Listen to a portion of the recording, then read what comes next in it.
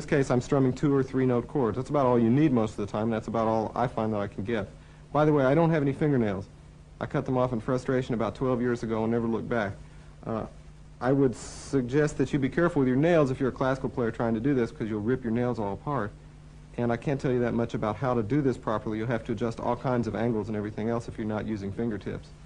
I do have some fingernail on the thumb, just a short one, and that's what's catching the string on the upstroke. So anyway, the particular part in question on this song, Everything's Gonna Be All Right, or the parts in question were this: 1, 2, 3, 4.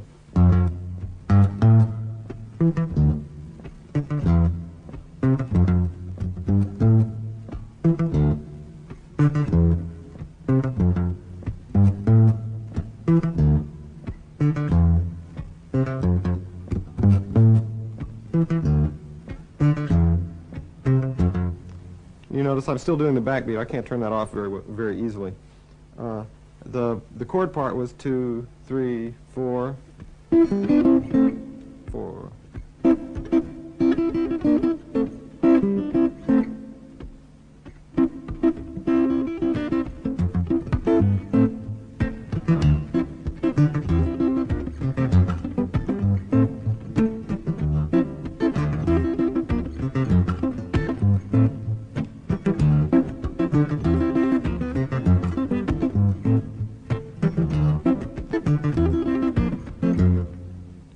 And you notice what I'm doing here is a combination of all those different techniques I was talking about before for hitting chords and the simultaneous down and upstrokes in the bass. The most difficult of those is the one that I'll focus on the most, just because I don't think people talk about it very much. And that's the one where you're alternating your index and middle fingers on the chords. So that's the...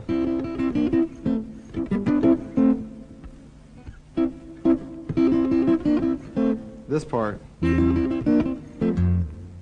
That can theoretically happen at the same time that you're doing down and up strokes with your thumb. It's not particularly comfortable, but you can do it, and I'll do it really slowly to demonstrate it.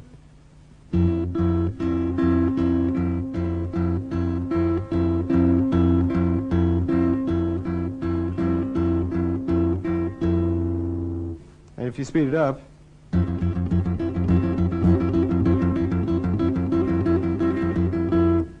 so with freedom like that, where you can do any different syncopation in the bass and in the chords, ultimately you can get the freedom to improvise with this kind of stuff. And that's what I found I've done more and more on a song like this. Originally, when I worked it out, it really was very much an exercise, and the most I could do was just keep it together. But at this point, it becomes a lot more flexible, and I'll just play a piece of that song, which, by the way, to my ear sounds like Patty's missing, but, you know, she's not here right now. So this is what the guitar part would be, something along these lines, if Patty were singing at the same time.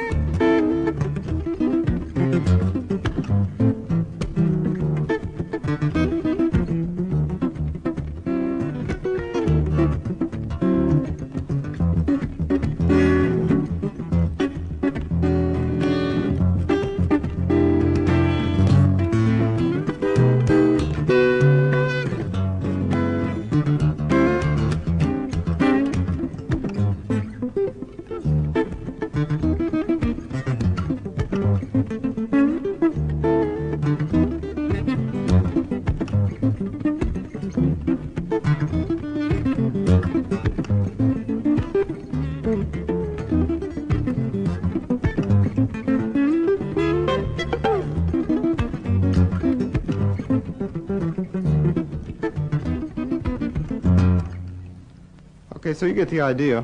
What you're seeing is that I'm incorporating everything I've talked about in the swing bass, all the different little tricks, the pull-offs, the slides, everything else I know on the guitar.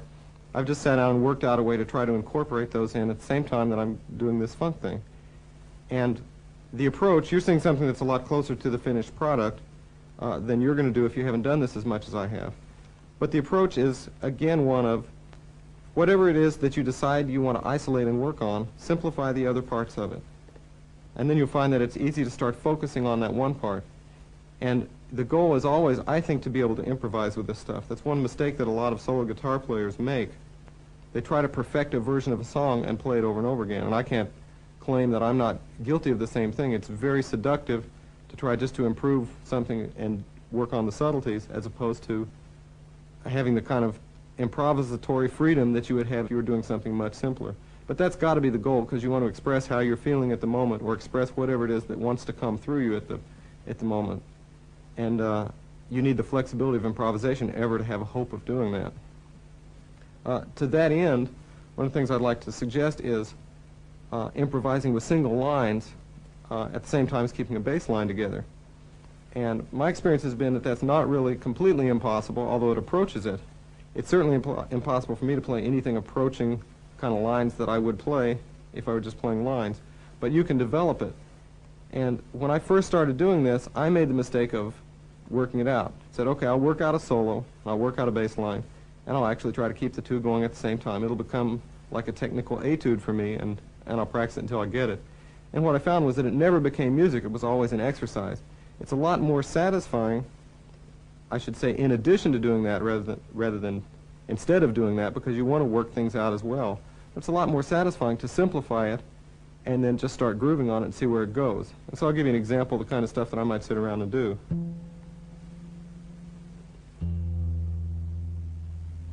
We're back in standard tuning now. Maybe I'll set up the simplest possible bass line first. Might even play it with my thumb.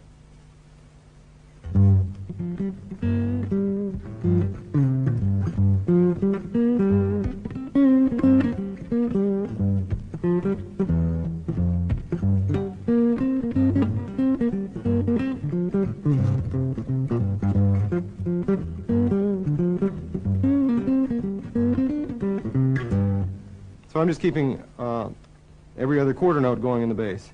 Now maybe I'll make the bass a little bit richer.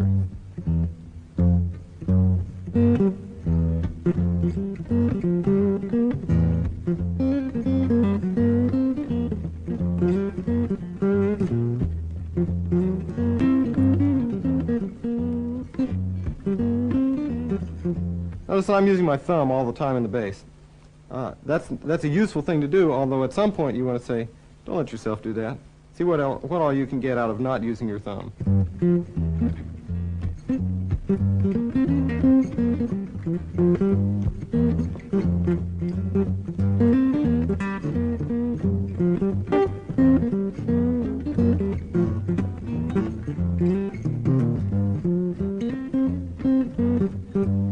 One of the things you'll notice is that I'm less comfortable doing that, not using my thumb. I grew up playing with my thumb this way, and it's taken me a bit of relearning over the years to learn to play anything in a barred position or not using my thumb. And I would encourage you to just learn every technique. There is no right or wrong technique as far as I've been able to ascertain. There's just the technique that works to accomplish what you want to get. There's all kinds of reason to play with a very correct classical left hand at certain times. You'll find that you'll get less string noise and every other kind of thing. You'll find it easier to move from one chord to another some of the time. But a lot of the time, the only way you're going to pull off the chord that you want to play is with a technique like this, or the phrasing that you want to get. And so you want to be completely ready to do this, as far as I'm concerned, as well as to do a classical position or something that's modified. Sometimes there are all kinds of positions like a crossed bar that you might want to play.